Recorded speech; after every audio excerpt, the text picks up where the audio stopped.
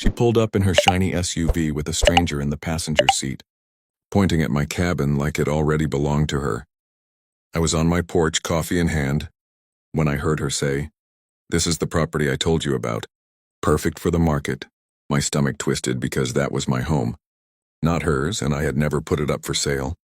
The man in the passenger seat looked confused, clutching a clipboard, and asked, "So the owner is inside?" She smirked and replied, "Oh, don't worry. He won't be an issue. I run this neighborhood." I stood up slowly, watching them walk toward the front gate as if they owned the place. My dog barked, sensing my anger, but I raised my hand to calm him. She waved her phone at me and shouted, "You need to unlock this gate. We have a showing scheduled." My heart pounded, but instead of shouting back, I walked down to the gate, turned the key, and locked it tighter with a heavy chain. Then I grabbed a wooden board I had painted the night before, hammered it into the fence, and stepped back so they could read it. The sign said, "Private property not for sale." Her face turned red instantly. "You can't do this," she screamed, slamming her hands on the gate. "I've already told people it's available. You're going to regret this." The realtor looked embarrassed now, taking a step back. "Ma'am," he whispered, "are you sure this is even your listing? Because this doesn't look right." She ignored him and glared at me with that fake authority tone. "I'm part of the HOA, and if I say this cabin is for sale, it's for sale." I smiled and leaned closer to the gate, lowering my voice so only she could hear. "Then you're about to find out how wrong you are." Her eyes widened when I pulled out my phone and started recording.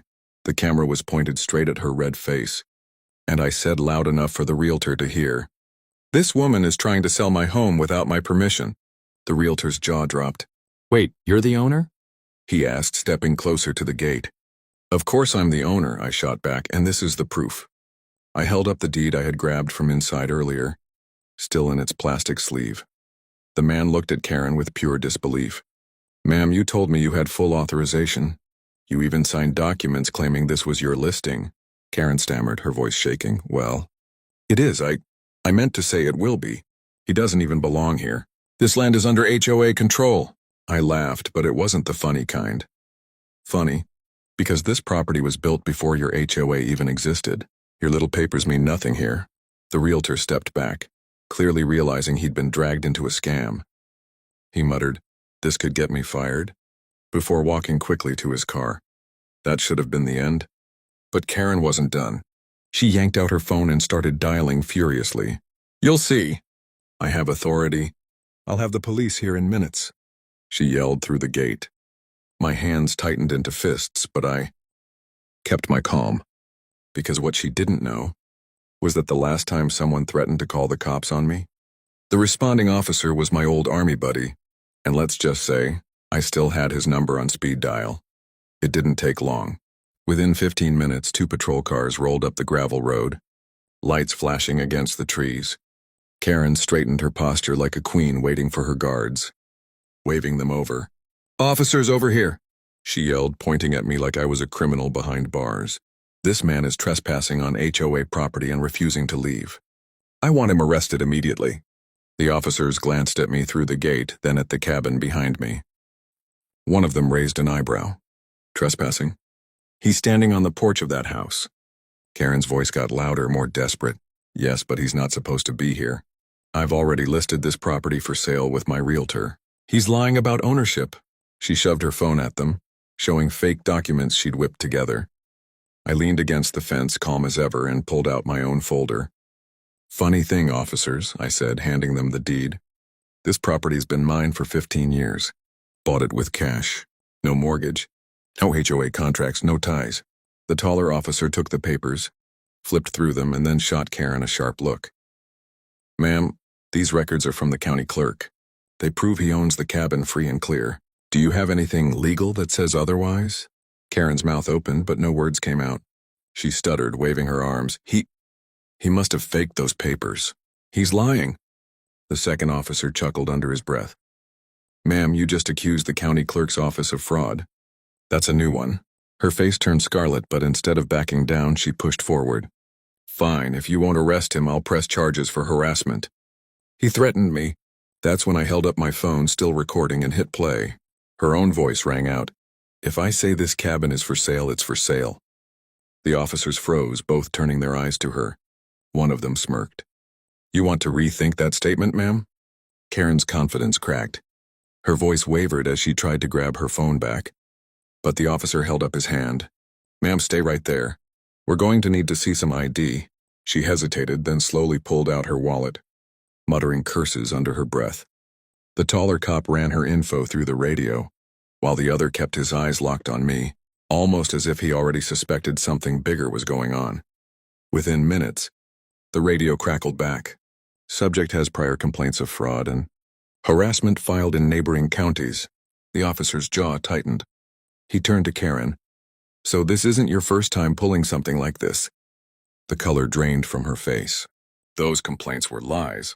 People just misunderstood me. I was only trying to help the neighborhood. I crossed my arms and raised an eyebrow. By selling houses that don't belong to you. Her mask slipped completely then and she snapped. Nobody takes care of this place the way I do. You don't deserve that cabin, you barely even use it. I'm the one keeping property values high. People trust me. The cop cut her off sharply. Ma'am, impersonating a property owner, filing fake listings, and attempting to sell real estate you don't own. Those are felonies. You're not going anywhere. She tried one last desperate move, spinning toward the patrol car. No, you don't understand, I have connections. The HOA board will back me up. They promised. That's when I pulled out a second phone from my pocket. I had already guessed she would try this, so I'd set up a hidden camera at the gate before walking down. I pressed play, and the recording showed her earlier. Conversation with the realtor. This is the property I told you about. Perfect for the market. The officer's eyes went wide. He didn't even hesitate. Ma'am, turn around. Hands behind your back. And for the first time that day, Karen finally went quiet. The click of the handcuffs echoed against the quiet woods. But I knew this wasn't over. Karen kept twisting in the officer's grip, shouting over her shoulder, You can't do this. The HOA board will clear my name. They know I was only protecting property values. The taller officer shook his head. Ma'am, the only thing you're protecting is your own ego.